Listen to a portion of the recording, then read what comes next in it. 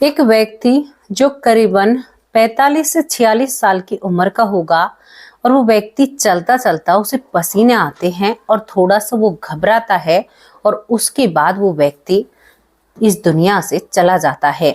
ये सब कुछ नजारा गांव वाले देखते हैं। वहां पर गांव वाले वैद्य जी को बुलाकर लाते हैं। वैद्य जी जब उनकी नाड़ी चेक करते हैं, नब्ज देखते हैं, तो वैद्य जी कहते हैं कि ये इंसान अब इस दुनिया में नहीं रहा। जब वो व्यक्ति इस दुनिया से जाता है ना, तो पूरे गांव की आंखों में आंसू होते हैं, क्योंकि वो व्यक्ति बहुत ही ज्यादा लोगों की मदद किया करता। इस व्यक्ति का इस दुनिया में कोई भी नहीं होता है, केवल इसके घर वाले जो माने जाएंगे वो गांव वाले ही माने जाते हैं। आप लोगों को एक बात बता दूं, जैसे कि किसी ने मेरे कमेंट बॉक्स में कमेंट किया और कहा कि आपकी जो भाषा है ना, आप जब बातें करते हो तो लगता है कि हम किसी गांव में पहुंच चुके हैं।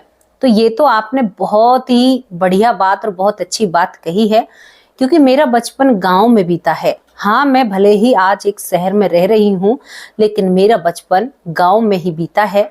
मैं जमीन से जुड़ी हुई हूँ। मेरे पिता किसान थे और मैंने खेतों का भी काम किया है अपने पिता के साथ और पशुओं का भी काम किया है। तो मैंने दो तरह की जिंदगी अपने जीवन में मैं जी रही हूँ।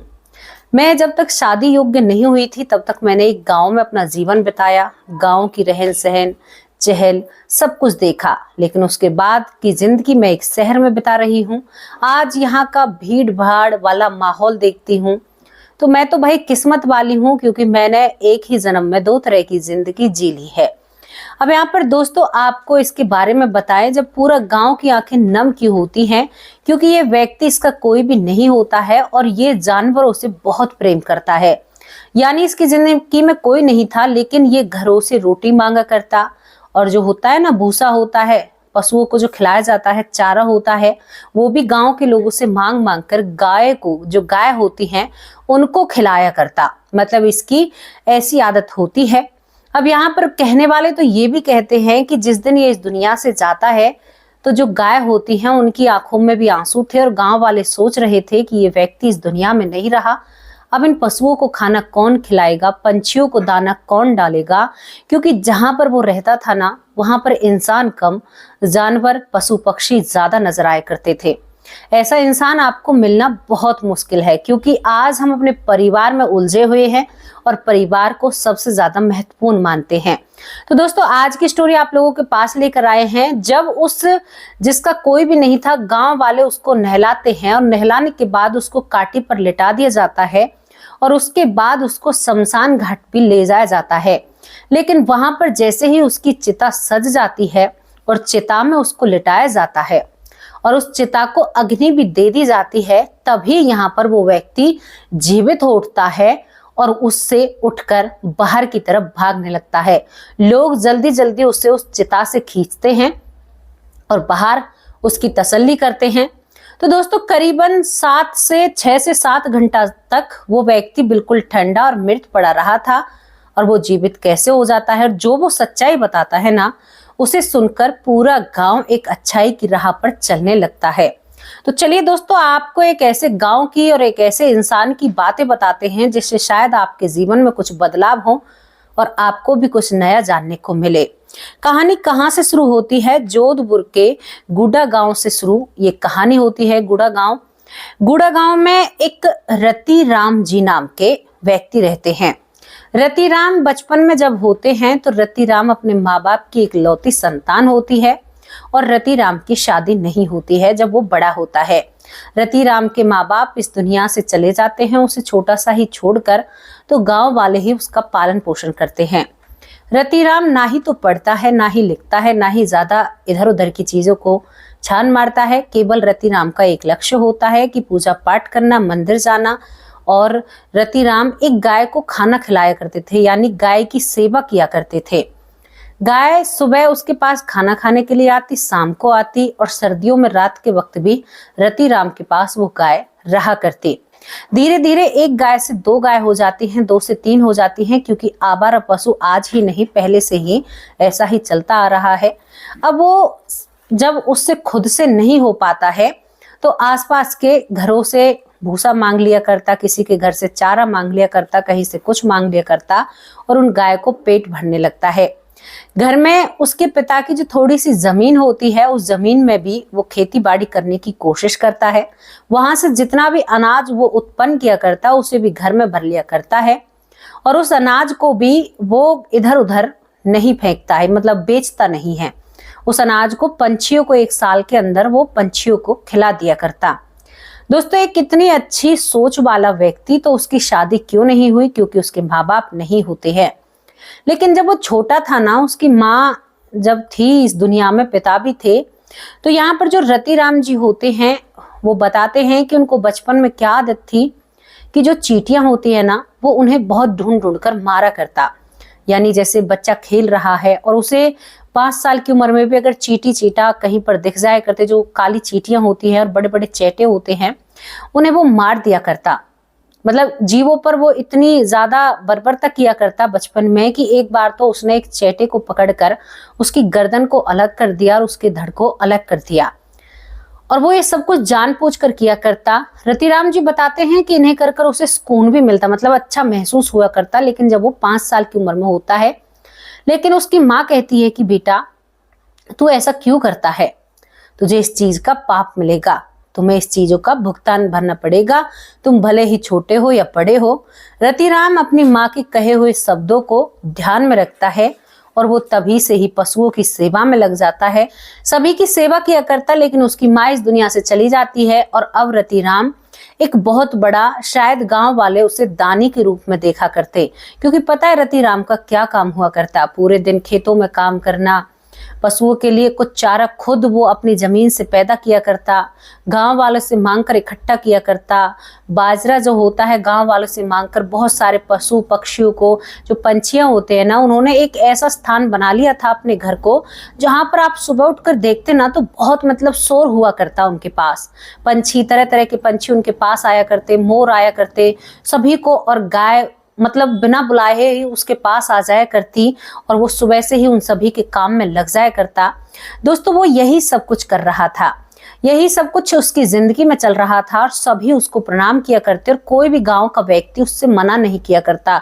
वो किसी के भी घर जाकर हाथ फैलाया करता, क्योंकि वो खाना भी नहीं बनाता है, खाना भी वो बाहर से ही लेकर आता है मांग कर। गाँव में आपने देखा होगा, अब वो ऐसे ही खाना मांग कर लाता है और उस खाने में से भी जो रोटियां होती हैं, जितनी सारी वो मांग कर लाया करता, उनमें से भी कुत्तों को वो खाना खिलाया करता, जो गांव के आवारा कुत्ते होते हैं। तो घर के जो गांव के लोग होते हैं वो सोचते हैं कि हमारे नाम से भी कुछ धर्म हो जाएगा, तो कोई भी यहाँ पर रतिराम से कभी भी मना नहीं किया करता। अब रतिराम एक दिन अपने खेत पर जा रहे थे, छोटी सी उनकी जमीन होती है, काम चल रहा था क्योंकि उसे गाय के लिए जो चारा है वो इकट्ठा करना था। रतिराम एकदम से जमीन पर गिरते हैं। जमीन पर गिरते हैं तो गांव वाले मंजर देख रहे थे। रतिराम का इस दुनिया में कोई भी नहीं होता है, रिश्तेदारों ने भी मोह बिल्कुल दूर कर लिया था, क्योंकि कोई और तो रहता नहीं है, रतिराम से कोई इतना ज्यादा मतलब नहीं रखता है। गांव वालों ने ही रतिराम की परवरिश करी थी। जब रतिराम जमीन पर गिरता है और झटपटाने लगता है, तो यहाँ पर गांव वाले, मैं उस वक्त की बात कर रही हूँ जब डॉक्टर कम वैद्य ज्यादा बुलाया करते, गांव वाले रतिराम को एक चारपाई पर लिटाते हैं और बहुत जल्दी उसके लिए वैद्य बुलाया जाता है। वैद्य वहां पर आ जाता है, काफी देर लग जाती है वैद्य को आने में, कम से कम 15 से 20 मिनट या आध घंटे से भी ज्यादा लगा लो।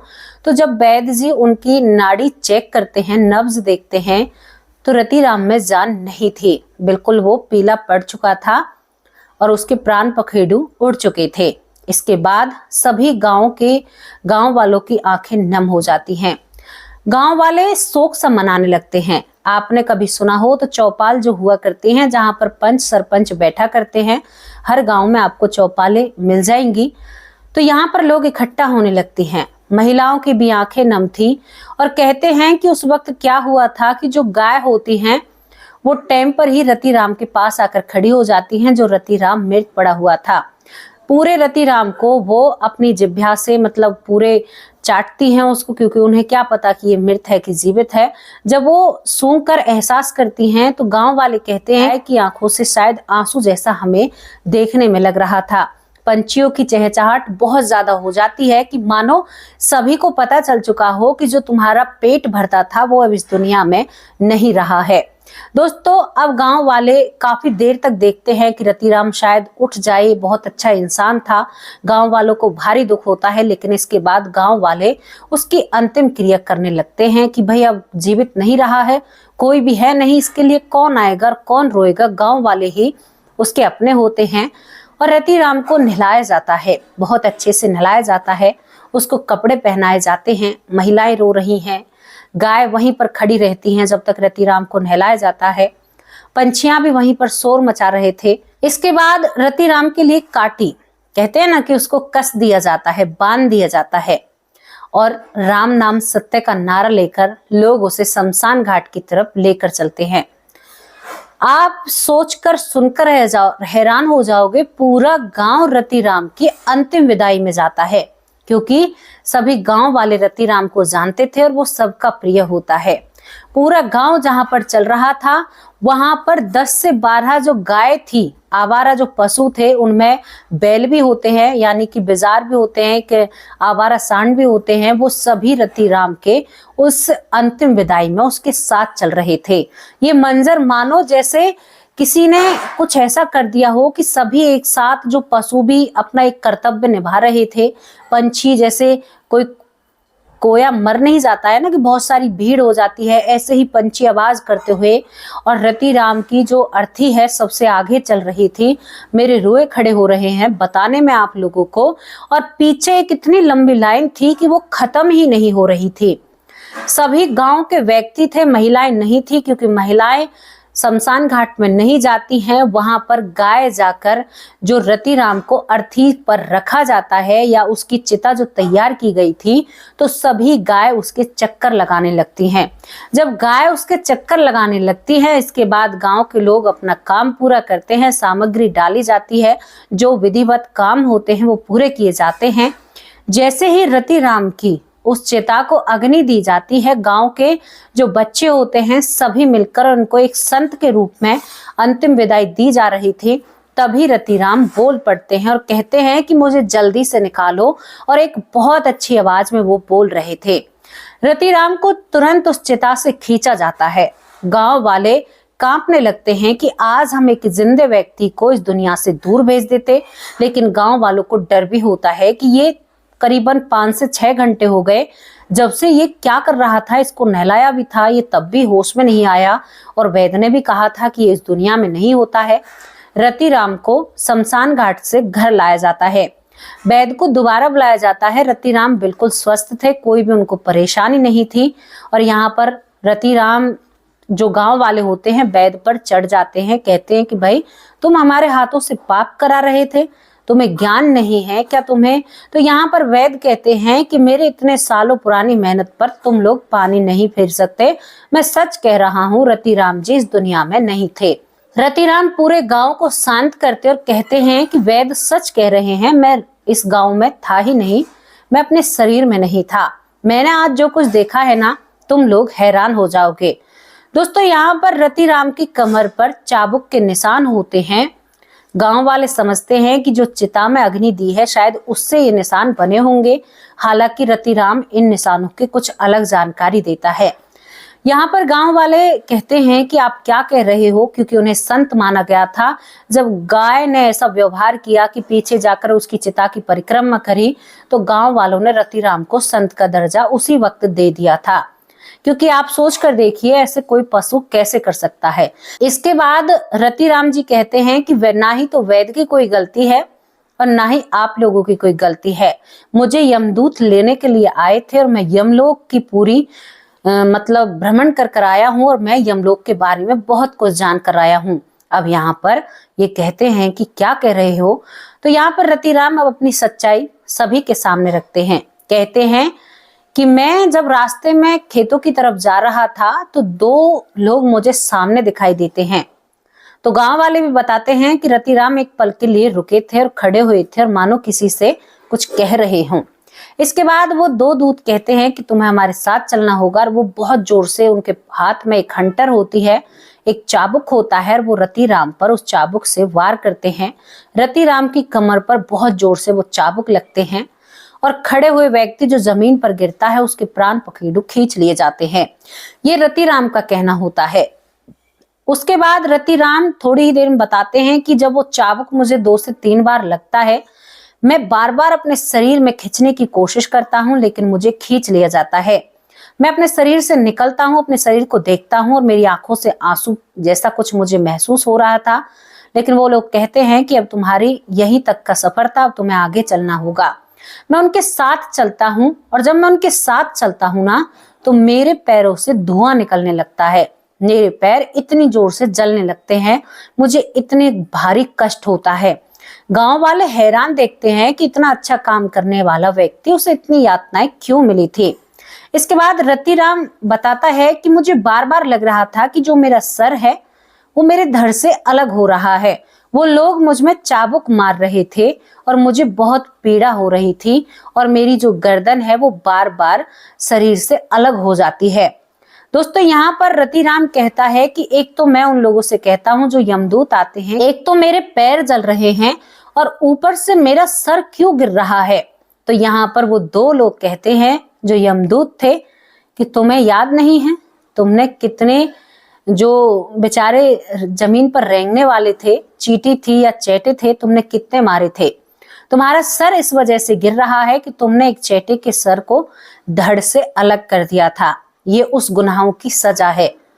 यहाँ पर रतिराम बहुत हैरान हो जाता है, लेकिन यहाँ तक ही उसे यातनाएं मिलती हैं। आगे जो खून से भरी नदी आती है जो उबल रही थी, वहां से रतिराम को बिल्कुल भी वो नदी पार नहीं करनी पड़ती है। वो दूसरे ही क्षण अपने आप को दूसरे छोर पर देखते हैं और वहां से उसे यमलोक ले जाया जाता है।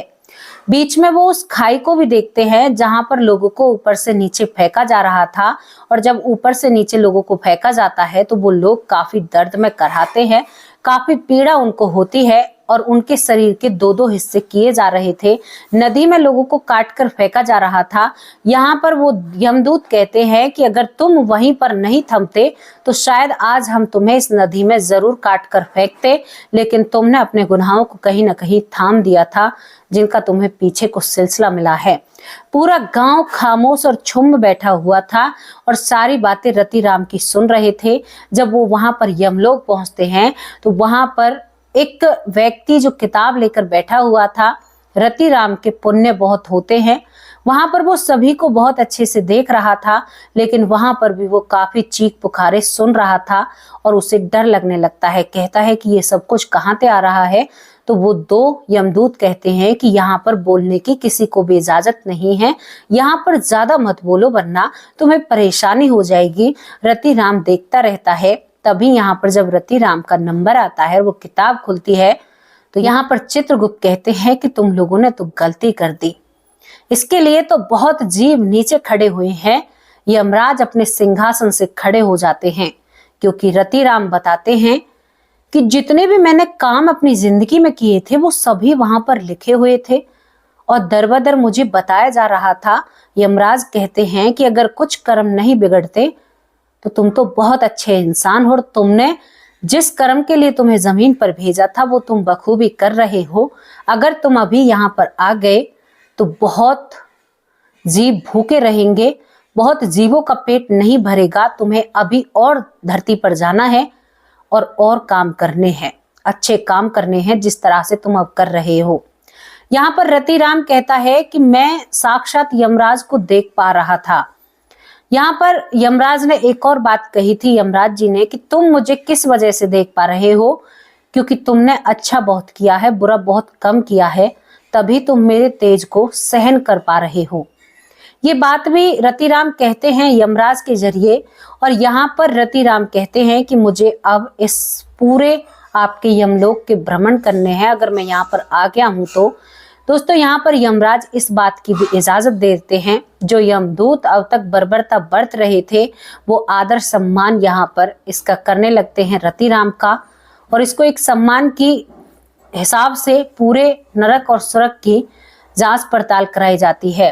कहीं पर लोग सुखी थे, फूल खिल रहे थे, लोग अच्छे हंसी खुशी जीवन बिता रहे थे, कहीं पर लोग भूख से मर रहे थे, पेट तो था ही नहीं, कहीं लोगों को यातनाएं दी जा रही थी। अब दोस्तों, मैंने ऐसी कई वीडियो आप लोगों के सामने रखी है। देश से विदेश से जितना भी मुझसे हो पाता है उतनी जानकारी आप लोगों के लिए लेकर आती हूँ।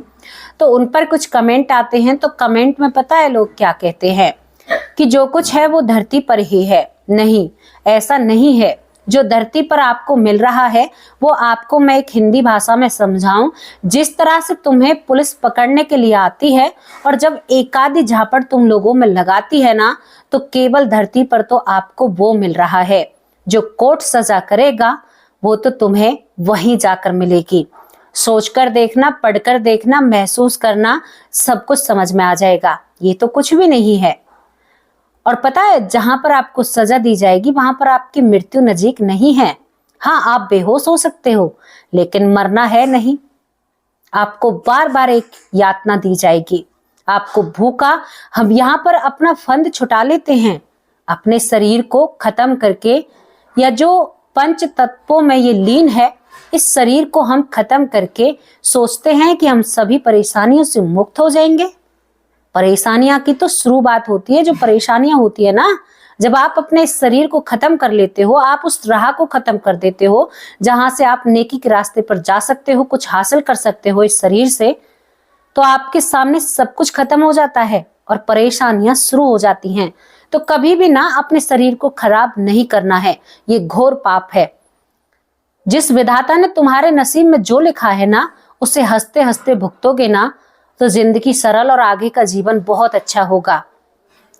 तो दोस्तों, यहाँ पर जो रति राम जी होते हैं, कहते हैं कि पूरे नरक और स्वर्ग को मैं देखकर नीचे आता हूँ, और जब मुझे नीचे छोड़ा जाता है, जो मुझे मेरे शरीर के पास से लेकर गए थे, वो मुझे मेरे शरीर के पास बहुत जल्दी लेकर आते हैं। उन लोगों को पता चल जाता है कि मेरे शरीर को चिता पर सजा दिया गया है, तो बहुत जल्दी में मुझे लाकर और मेरे शरीर में छोड़ दिया जाता है। लेकिन जो उन लोगों ने मेरे साथ यातनाएं की थी वो बहुत भयावह थी। और यहाँ पर जब आखिरी में वो लोग उसे छोड़कर जाते हैं रति राम जी को, तो प्रणाम कर कर उसके शरीर में प्रवेश कराते हैं और उसके बाद मैं तुम्हारे सामने जीवित खड़ा हो जाता हूँ। दोस्तों, गांव वाले रति राम जी के पैर छूने लगते हैं और उसे एक संत मानने लगते हैं, क्योंकि ऐसा सब कुछ किसी के साथ ज्यादा घटित नहीं होता है, आज भी होता है। हमने एक महिला की कहानी आपको बताई थी, एक लड़की जो जवान अवस्था में जाती है, सब कुछ बताती है, इसी तरह से वो लड़की बताती है। इसी तरह से रति राम जी बताते हैं। आज उनकी प्रतिमा को, मतलब उनकी समाधि को पूजा जाता है। वो इस दुनिया में नहीं है, लेकिन ये जो घटना थी ये बड़े बूढ़ों के पास आज भी जीवित है। तो ऐसी होती हैं नरक और स्वर्ग की यातनाएं, जो आप लोग बड़े ही गर्व से कहते हो ना कि हम कुछ नहीं करते, हमारा कोई बाल भी बाका नहीं कर सकता। वो तो भैया फिर बाद में ही पता चलेगा कि क्या होगा क्या नहीं होगा। देखो, आज तो मैं आपसे कह रही हूँ, लेकिन कर्म हर किसी से बिगड़ता है, ऐसी बात नहीं है। हर इंसान जाने अनजाने में, अब रति राम जी इतने अच्छे कर्म करते हैं, आकर वो अपनी गैया देखते हैं, पंछियों को देखते हैं, लेकिन बचपन में हुआ ना, उनसे भी गलत हुआ। और उस गलत होने की, जो उसने चींटियों के साथ किया, उसकी यातनाएं उसे स्टार्टिंग में ही दे दी जाती हैं। कमर पर 2 निशान होते हैं। बहुत लोग उसे आग का निशान मानते हैं कि भाई चिता जल रही थी जब वे उठते हैं चिता से, लेकिन कुछ लोग कहते हैं कि नहीं, चाबुक के ही निशान है। रति राम जी भी कहते हैं कि मुझे चाबुक लगा था। तो ये चीजें हैं, इन चीजों पर आप यकीन करो या ना करो, लेकिन ये चीजें हैं और ऐसा होता है। हम भले ही कितना भी अपना मुंह फेर ले, कुछ भी कर ले, लेकिन आप सोच कर देखिए। अब सोचने वाली बात क्या है? सोचने वाली बात यह है कि जो जीव होते हैं उनके अंदर भी धड़कन होती है, दिल होता है, दिमाग होता है, वही सब कुछ इंसानों के अंदर होता है। तो फिर इंसान को इतना ज्यादा हर चीज का हमें ज्ञान है। आज हमें पता है कि परमात्मा की हम अगर सेवा करेंगे या उसको ध्यान में रखते हुए हम कोई बुरे कर्म नहीं करेंगे, तो शायद हमारा जो आने वाला वक्त है या हम किसी चीज से मुक्त हो सकते हैं। लेकिन जानवर को तुमने देखा है, सब कुछ है उसके पास भावनाएं भी होती हैं, लेकिन वो भगवान का नाम नहीं ले सकता। इस चीज से उसे छीन कर दिया गया, दूर कर दिया गया कर्मों के हिसाब से। और हम और कुछ लोग तो उसे खा भी जाते हैं, ये भी तो कर्मों के हिसाब से ही मिल रहा है। लेकिन हम उनके साथ अपने कर्मों को बिगाड़ रहे हैं। कहते हैं ना कि उनके कर्म तो बिगड़ चुके हैं। आज मैं रिश्ते में अपने बच्चों की माँ हूं, तो मुझे एक कर्तव्य भगवान ने दिया है कि मेरे पास जो जीव आत्मा आई हैं, आज मैं इनको बच्चे ना समझूं। मेरे 3 जो बच्चे हैं उन्हें मैं एक जीव आत्मा समझूं। आज मैं उन्हें शिक्षा गलत दूं तो मैं 3 और आत्माओं की जिंदगी को खराब कर दूंगी, जो जीव आत्मा है। अगर मेरी शिक्षा, मैं शिक्षा देते हुए अगर वो मेरी शिक्षा नहीं ले रहे हैं, तो वो अपने जीव को, अपनी जिंदगी को अपने हाथों से खराब करते हैं। ये सच्चाई होती है। और हम भी कहीं ना कहीं शायद घमंड में आकर, ईगो में आकर, नासमझी में आकर, शायद बेईमानी से या कैसे भी कुछ ना कुछ तो गलत कर ही देते हैं। तो इन सभी का निवारण पता है कैसे हो सकता है? आपको उस भगवान से जुड़ना होगा, उसकी बातों को जानना होगा, अच्छाई के रास्ते पर चलना होगा, किसी के भी साथ गलत नहीं करना होगा। आप अकेले में भी मन में ये विचार नहीं आएगा ना जिस दिन कि मैं किसी का गलत कर दूं, तो आप एक उम्दार अच्छी आत्मा और एक अच्छे इंसान बनकर दिखाओगे। आप जिस दिन अच्छा करना सीख जाओगे ना, तो जो आपका दिमाग है ना, जो आपको बहकाने की कोशिश कर रहा है, बार बार आपको ऐसी दुरंगी दुनिया दिखाता है कि ये चीज बहुत अच्छी है, इस चीज में मजा है, इस चीज में सब कुछ है, वही दिमाग आपसे कहेगा, क्योंकि आपके वश में वो दिमाग हो जाएगा जब आप उस भगवान में आस्था रखोगे या उसकी पूजा या उसके नाम के सहारे रहोगे ना, तो वही दिमाग आपको अच्छाई के रास्ते में ले जाएगा। अगर आप बुरे कर्म करोगे तो यही दिमाग आपको दुनिया की दुरंगे रास्तों में झोंक देगा, तुम्हारे शरीर को तुम्हारे कंट्रोल में नहीं रहने देगा और तुम इसके आदी हो जाओगे, अधीन हो जाओगे। ये तुम्हें अपनी तरह से चलाएगा, जैसे इसका मन करेगा वैसे तुम्हारे शरीर को नचाएगा और तुम इसके कहने पर नाचोगे। क्या तुम इसके अधीन होना चाहते हो या इसको अपने अधीन करना चाहते हो? ये तुम लोगों की जिम्मेदारी है। अब तुम देख लो कि तुम्हें अपनी जिंदगी कैसी करनी है। मेरा तो यही कहना है कि अच्छाई के रास्ते पर चलो, अच्छा बनो, किसी का बुरा मत करो। सपने में भी किसी का बुरा नहीं होना चाहिए। ऐसा इंसान मिलना तो नामुमकिन है, लेकिन अगर कोई इंसान ऐसा बन गया ना जिसके सपने में भी बुरे विचार ना आए, तो वो इंसान कहते हैं ना कि पूजनीय है, उसकी पूजा करने बराबर हो जाता है। तो दोस्तों, ये घटना, ये कहानी यहीं पर समाप्त होती है। आपको इस घटना से क्या सीख मिलती है, अपनी राय कमेंट बॉक्स में जरूर रखना। अब आप लोगों से 2 लोगों के नाम शेयर करना चाहती हूँ। यहाँ पर पहला नाम है जहांगीर पाली, जो राजस्थान से हैं। काफी दिनों से हमसे जुड़े हुए हैं। 500 से ज्यादा इनके भजन हैं जो यूट्यूब पर पड़े हुए हैं। शायद इनके नाम से ही इनका चैनल है, क्योंकि हमने इनका कमेंट पढ़ा जिसमें ये राजस्थानी गाने और उर्दू गाने, हिंदी गाने, मतलब बहुत उम्दा कलाकार हैं। इनके जो लफ्जों से हमें छलका है, और ऐसा एक इंसान में इतनी ज्यादा चीजें मिलना बहुत कठिन बात हो जाती है। तो जहांगीर पाली भाई ने कहा है कि आप हमें भूल सकती हो, लेकिन आप हमारे परिवार का हिस्सा हैं, हम आपको नहीं भूल सकते। तो जहांगीर भाई, मैं आपको नहीं भूल सकती। आपकी पत्नी हमारे जो एपिसोड होते हैं या हमारी जो कहानियां होती हैं रोज सुनती हैं, ये भी मुझे पता है। हाँ, किसी भाई से कमेंट नहीं हो पाते हैं तो कोई बड़ी बात नहीं है, आप देखते हो, मेरे लिए वही बहुत है। लेकिन आपके जब कमेंट आते हैं तो उन कमेंटों से मुझे भी कुछ सीख मिलती है, मुझे एहसास होता है कि मैं कहीं गलत तो नहीं हूं। दोस्तों, यहाँ पर आप जहांगीर के चैनल को देख सकते हैं, शायद इनके नाम से है, और ये बहुत अच्छे सिंगर अपने आप को बताते हैं। तो बहुत अच्छा लगा आपके बारे में जानकर, और आप हमारी वीडियो देखते हो तो इससे और भी अच्छा लगा। दूसरे हमारे भाई हैं प्रियांशु निर्मल कर। प्रियांशु निर्मल कर, आज कमेंट आया, कहा कि जब आपने बताया कि मैं 32 साल की हूं तो मैं आपको अब दीदी नहीं बोलूंगा, बहन के दर्जे में रखूंगा। आप मुझे कुछ भी बोलिए, बहन या दीदी, बात एक ही है। लेकिन बहुत अच्छा लगा कि आज हमें हमारा भाई मिला, और हमें जो पहले दीदी कहा करता, क्योंकि ये कहते हैं कि मैं 42 साल का हूं तो मैं आपसे बड़ा हूं। तो बड़े भाई की तो डांट भी बहुत अच्छी होती है, फटकार भी बहुत अच्छी होती है, और आपके कमेंट से हमें बहुत अच्छी जानकारी मिली आपके बारे में। प्रियांशु, आपके आईडी से मैंने नाम लिया है, ये नाम सही है गलत है, कमेंट बॉक्स में अपनी राय जरूर रखना। बहुत अच्छा लगा ये जानकर कि मुझे आज एक बड़ा भाई, एक और मेरे परिवार में बड़ा भाई मिला है। अब तक आप दीदी कहा करते तो उसी तरह से मेरी नजरें थी आपकी तरफ, अब बहन कहा है तो आप मेरे बड़े भाई हो, और मैं भाइयों को बहुत मानती हूँ। यहाँ पर जहांगीर भाई जी, आपको बहुत माना है, आपको बहुत जाना है। कई बार मैं हर किसी के कमेंट पढ़ती हूँ लेकिन रिप्लाई नहीं दे पाती हूँ क्योंकि बहुत ज्यादा कमेंट हो जाते हैं, लेकिन जितना होता है ना उतना आप लोगों के कमेंट, आप लोगों की राय आप लोगों के सामने रखती हूँ और मुझे बहुत अच्छा लगता है आप लोगों से बातें करना, आप लोगों के बारे में जानना या अपने बारे में आप लोगों को बताना। दोस्तों तीसरा नाम है यहाँ पर ललिता यादव जी, जो कि हरियाणा से हैं, जिनके पति की तबीयत बहुत खराब है। मैंने दोपहर को उनसे पूछा था कि आपकी तबीयत कैसी है, तो उन्होंने बताया कि मैं भी बीमार हो चुकी हूँ। मैं प्रार्थना करती हूँ कि भगवान मेरी इस बहन को, मेरी बड़ी माँ जैसी बहन को और इनके पति को जल्दी से स्वस्थ करें, क्योंकि बहुत दुख होता है जब कोई परिवार का सदस्य बीमार रहता है। जब मैं बीमार थी तो आप लोगों ने बहुत साथ दिया।